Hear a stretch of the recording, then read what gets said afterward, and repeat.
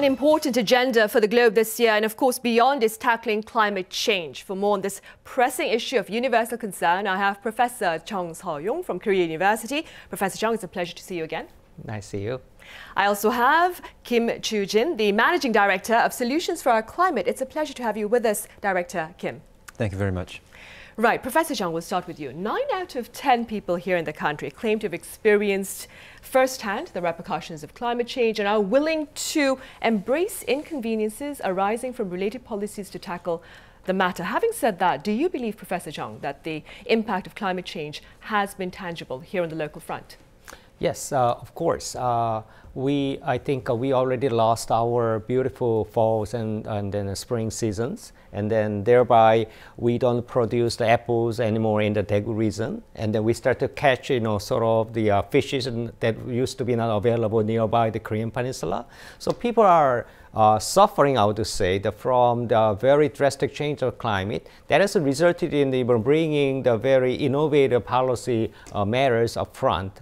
As we see that we talk a lot about the carbon neutrality and some other measures, even if there are some disagreements among the stakeholders, but we are heading toward to tackle all these crises even in Korea. Right, and Ms. Director Kim, what can you tell us about the changes in climate conditions here on the domestic front over the course of recent years? We are. I mean, I come from an environmental advocacy group, which basically chases emission sources. I mean, coal power has been an area that we've been trying to reduce emissions from. Natural gas, the steel sector are areas that we try to seek emission reduction from, and we do monitor the changes that our citizens share in that process. As a person in the forefront of this work, we do see changes coming fast. People 5 years ago, when we first began our work on coal power, had no idea that coal was associated with air pollution or climate change. It's very clear in our policy and in the general public that coal is something that we must avoid. Natural gas as well, the sentiment on natural gas is changing. And above all, the voice of the youth, which is very important in this election, in the upcoming presidential elections, is becoming more and more important in the climate field. Right. Director Kim, some pundits claim that the recent hike in coffee prices here in the country is also a result of climate change. Do you care to explain the link? Well, certainly it should be. The extreme climate events are increasing, and it will become more increased as the carbon dioxide level concentrations grow. I mean, just 2 years ago, everybody experienced more than 50 days of rain, which is a result of climate change. According to a 2020 study by the WMO, the World Meteorological Organization, the impacts in Korea alone by extreme weather events is $87 billion US dollars. Yes. I see. Professor Chung, now that we've agreed that the impact of climate change is tangible, let's focus on current efforts to tackle this particular problem then. First up, last month, the international community met in Glasgow for the COP26 to explore ways to ease greenhouse gas emissions. What are your thoughts on that recent effort? Well, we have been hearing from the different evaluation on the final outcome of the Glasgow. Some group of people say it was not sufficient enough. Others are still, it's okay. We are moving ahead. I think overall, from the ideal perspective, then of course it was not sufficient enough to tackle every aspect of climate, including coal matters. Countries agreed on the phase down the coal, not the phase out the coal, and then bringing the reality. I don't know whether Mr. Kim would agree with me on this matter. Some countries may have their very urgent circumstances to rely on coal, but that doesn't necessarily mean that we have to continue to use the coal. But the international efforts must be made more to actually working together with those difficult countries to phase out the coal as soon as possible. They cannot do it alone. There is a need for the concerted efforts. That applies to our domestic situation as well. Korea used to rely on coal, but because of our greenhouse gas emission record, we have to phase it out. And then not only one country of the coal power plant, they cannot do it all at all. We have to work together in the context of we say just the transition. We need to work together, sharing the burdens together and creating the opportunities together. We let them actually think about, okay, phasing out is necessary. However, we have to provide a new venue for them to work together with us. So everything needs to be orchestrated at all. Right. As a scholar, Professor Zhang, what are your thoughts on perhaps the idea that India made some concessions at the COP26? There's some pundits who believe that the country itself, India, took some great steps to join the global effort in easing greenhouse gas emissions. What are your thoughts? Well, we are talking about the 2050 carbon neutrality, but they said 2070. But however, according to the past record of what India has been doing, actually they show the significant signals to international society. They are ready to engage in our global efforts. Of course, it is not enough for us to see, but once again, as I said, that's why United Nations and other countries, even private sectors and the civil societies and academia, we all need to work together to find a better way for India to come up to not even 2070 or before to achieve their carbon neutrality. Right.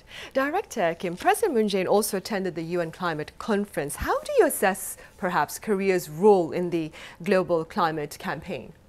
Many think that what role would a small country like Korea would have, but actually it does have a bigger than expected role. I mean, not just because of the size of the economy, but the role it plays in the economy. Last year, one of the important announcements, that climate-related announcement that came from Korea was the announcement in April by President Moon to no longer finance coal power plants abroad. What happened after that is interesting.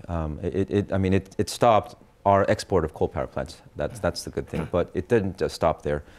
Japan followed a month later, 3 months later, and then China followed 5 months later, made similar, I mean, there may be slight variances, but they made similar announcements. And then in between that, what happened was Indonesia was making its power plan, and they canceled a lot of new coal power plants that were in the pipeline. And the emissions from these new coal power plants that could have been built are the level of countries. So a small thing that happened to us because of our role in the financial sector, because of the size of our economy, does have a very big impact, especially in the Asia region. Right, I see. Professor Zhang, Korea has also pledged carbon neutrality, like you mentioned, by the year 2050 and a green growth development plan. What are your personal prospects with regard to these ambitious plans?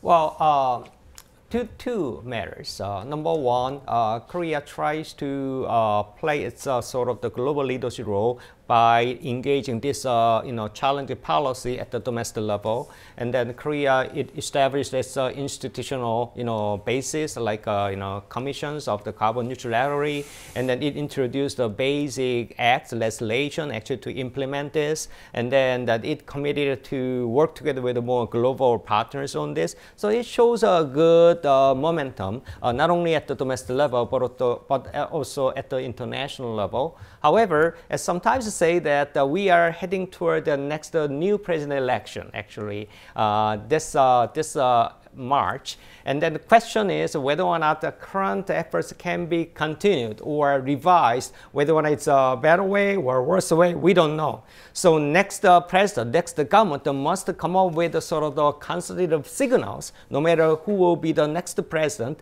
on how to address climate change. And here, Moon's administration policy needs to just provide a very soft stepstone actually for the incoming government to launch a more aggressive, more active climate policy, eventually to achieve the carbon neutrality by 2050. Right, because there needs to be definite consistency with the plan. Director Kim, the general accord, as you mentioned, is that fossil fuels, they power the world's economy. Having said that, what looks to be the economic impact of declining fossil fuels? Well, I mean, by the way, the International Energy Agency publishes data on what kind of new rural energy investments happened each year, and you can really clearly see how fossil fuel investments, especially in the power sector, decrease. And to that, how that reflects in the Korean economy. That means that a lot of equipment manufacturers in the Gyeongnam province are losing their business, those who are fully exposed to coal power. So that's happening to us. Oil and gas also is decreasing, and Korea's share in the LNG carrier or oil carrier business, so making big vessels for carrying oil and gas, basically pipeline-like things, is like 89% of the world market share. So the Korean economy is heavily exposed to those impacts, and we should be prepared. And the world will change with the decline of fossil fuels, the emergence of battery-based cars, and we should check whether that global impact how that will happen in Korea.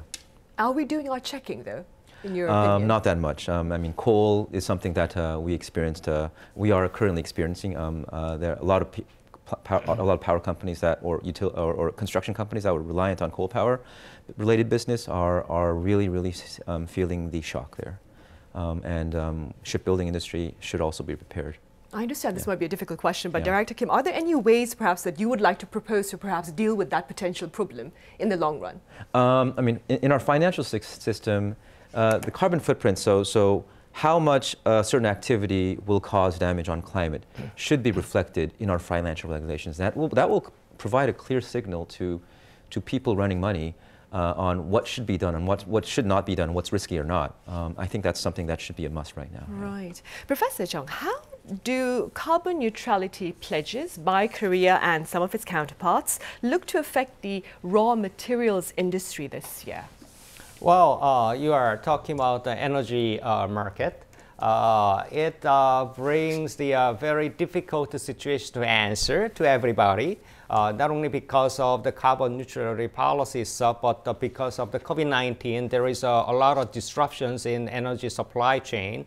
So I think these two matters will affect on this year's situation a lot. Well, President Moon visited Australia in the regard last year and made an MOU with Australia to secure the sort of the consistent supply of the important raw materials, including energy materials from Australia.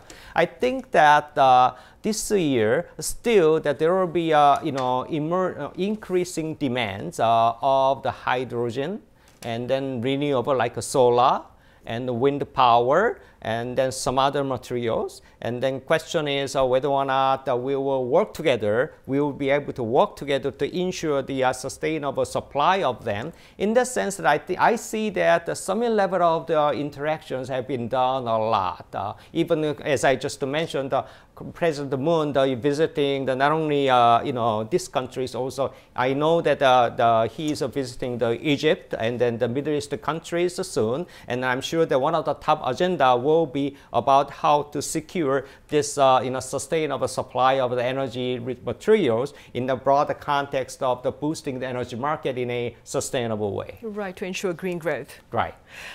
Director Kim, as mentioned earlier, Korea hopes to go carbon neutral by the year 2050. What would you see as some effective ways of ensuring that particular reality? I think, I mean, there are people who question that reality. I believe it is possible. Renewable energy is, I would say, the most technically available and cost-effective way to do that. You can see changes in the power system in Jeju Island, for example, where a carbon neutral future can become really realistic, because Jeju Island, if you go to Jeju Island, sometimes very often during the day, the system is powered 60% by renewable energy, wind and solar, basically, and the province itself thinks that they could power the system by 30% of renewable energy. And then to hear people here, to many of our experts, that's impossible, but it is possible. The technology is there. It's just that there are many, there are the incumbents resisting, and there are also regulations that support the incumbents in penetrating really new, good, innovative technologies. So some red tape needs to be eased. Yes, that's right. Right. Professor Chung, what are some factors to keep in mind with regard to climate-related policies as we, like you mentioned, look ahead to the March presidential elections? Well, I want to see two major candidates. They started to say something about the climate in recent days, like in their brief statements. However, I'm hoping that Korea is pursuing to be a global player, and climate is truly a global agenda.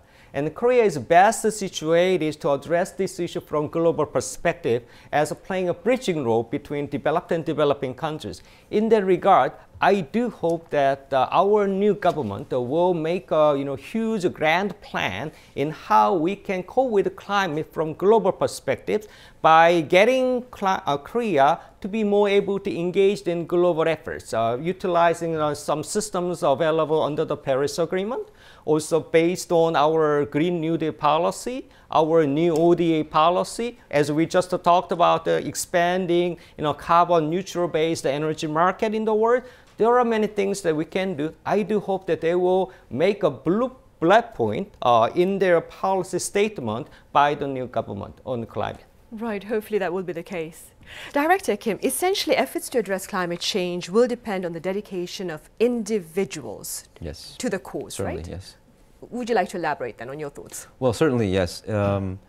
Individual actions will play, should play, and will play a significant role in global climate action. I think the best way individuals can react to climate change is to make our policymakers know that I am sensitive about this issue. This is very important. This can affect where I vote, to which party I vote. Because I mean, individuals can not use a lot of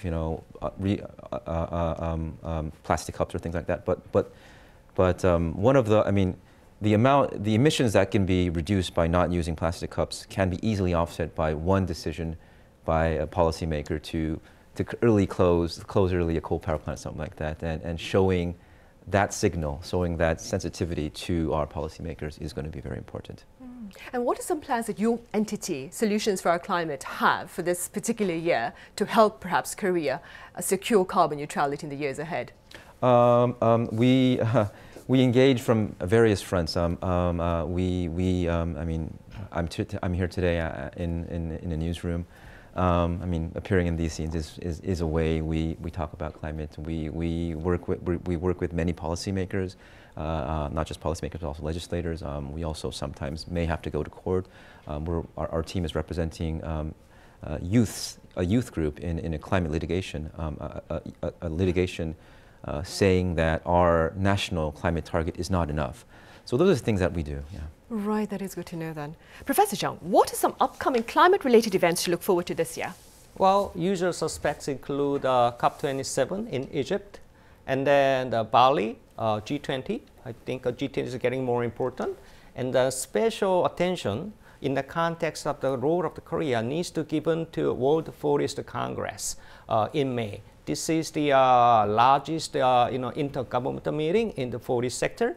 We all know that the forestry sector has become one of the key sector in addressing climate change. And I think all of us also has to take a look at World Forest Congress in May in Seoul.